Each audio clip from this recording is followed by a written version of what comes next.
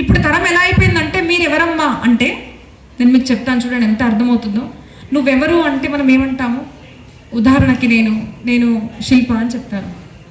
ఆహా నువ్వెవరు అంటే నేను ఒకరికి భార్యనండి అని చెప్తాము. ఆహా నువ్వెవరు అంటే నేను ఈయన కూతురునండి అని చెప్తాను. ఆహా నువ్వెవరు అంటే నువ్వు వీళ్ళకు తల్లిని అని చెప్తాం మనం. అలా కాదమ్మా నువ్వెవరు అంటే నేను ఒక డాక్టర్ని, నేను ఒక ప్రవచనకర్తని అని చెప్తాను. అది నీ ప్రొఫెషన్, అసలు నువ్వెవరు. అప్పుడు మనం ఏం చెప్తాం తెలుసా, మన క్యాస్ట్ చెప్తాం మనం.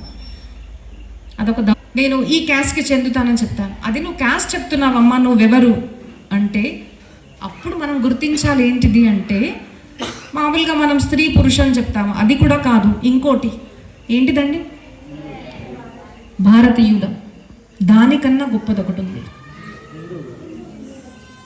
దానికన్నా గొప్పదొకటి ఉంది కదా. హిందువులం చక్కటి ఆన్సర్, కానీ దానికన్నా గొప్పది ఏంటిది, మనం మనుషులము.